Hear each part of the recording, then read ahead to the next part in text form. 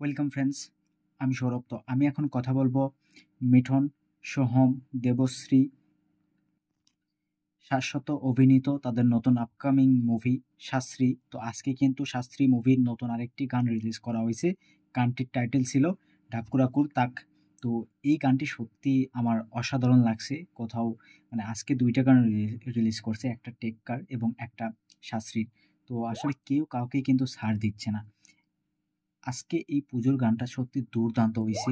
এই পুজোর গানটা যখন আমি ১ম শুনলাম, তখন কিন্তু আমার দেবদার সেই আগের পুজোর গানটার কথা মনে পড়ে গেল। অর্থাৎ চ্যালেঞ্জ 2 তে একটা গান ছিল, এলো যে মা। তো সেই গানটির কথা মনে পড়ল। গানটি জাস্ট সেই সময় দুর্দান্ত ছিল এবং এখন পর্যন্ত পুজোতে আমার যতটুকু মনে হয় সমস্ত জায়গায় কিন্তু গানটি ইউজ করা হয়, গানটি বাজানো হয়।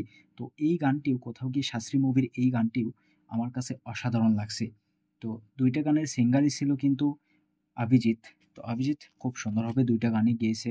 আমরা চ্যালেঞ্জ 2 তে দেখছিলাম যে এলো যে মা, সেই গানটি অভিজিৎ এবং শ্রেয়া ঘোষাল কত সুন্দরভাবে গানটি গেয়েছিল। যার কারণে সেই গানটি সেই সময় সুপারহিট ব্লকবাস্টার একটা গান ছিল এবং এখনও কিন্তু প্রত্যেকে সেই গানটাকে ইউজ করে, সেই গানটা শোনে, সেই গানটা চালায়।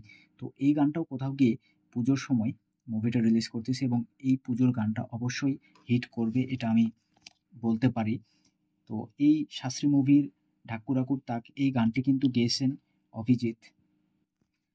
তার সঙ্গে অন্তরা মিত্রা এবং ঈশান মিত্রা, তারা কিন্তু গানটি খুব সুন্দরভাবেই গেয়েছে। গানটির কথাগুলো খুব সুন্দর ছিল। গানটির মিউজিক করছেন ঈশান। তো ঈশানের মিউজিকটা অসাধারণ ছিল, আমার কাছে যথেষ্ট ভালো লাগছে। এবং গানটিতে মিঠুন চক্রবর্তী কিংবা দেবশ্রী তাদেরকে যে সুন্দরভাবে ইউজ করা হয়েছে এবং এই যে প্যান্ডেলটা, মানে এই যে তাদের পুজোর মণ্ডপটা খুব সুন্দরভাবে সাজানো হয়েছে, যেটা দেখতে খুব ভালো লাগে। এবং মিঠুন চক্রবর্তী, তার এখানে পারফরমেন্সটা খুব সুন্দর ছিল এবং দেবশ্রী, মানে তাদের কেমিস্ট্রি, মানে খুব সুন্দর একটা পুজোর গান হয়েছে এটা।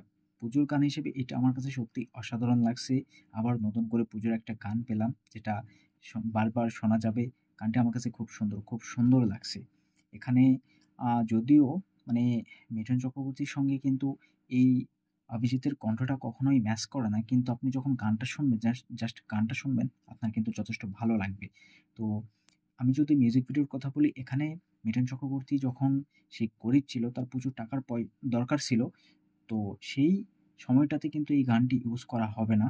এই গানটি মিঠুন চক্রবর্তী যখন শাস্ত্রীতে পরিণত হয় বা তার লাইফটা যখন উপরে উঠতে থাকে, তো সেই সময়ে কোথাও গিয়ে এই গানটা কিন্তু ইউজ করা হবে। যেটা অবশ্যই বোঝা যাচ্ছে এখানে মিঠুন চক্রবর্তী তার কস্টিউম দেখে, তার সোয়াগ, তার স্টাইল, তার লুক সবকিছু জাস্ট অসাধারণ ছিল। তো এই মুভিটা দেখার জন্য সত্যি আমি অনেকটা এক্সাইটেড। দেখা যাক কি হয়। আর গানটা অসাধারণ ছিল। এই গানটি আপনাদের কেমন লাগছে সেটা অবশ্যই কমেন্টে জানাবেন। ভিডিও ভালো লাগলে অবশ্যই একটা লাইক করবেন, শেয়ার করবেন আর এই চ্যানেলটা সাবস্ক্রাইব করবেন। ধন্যবাদ।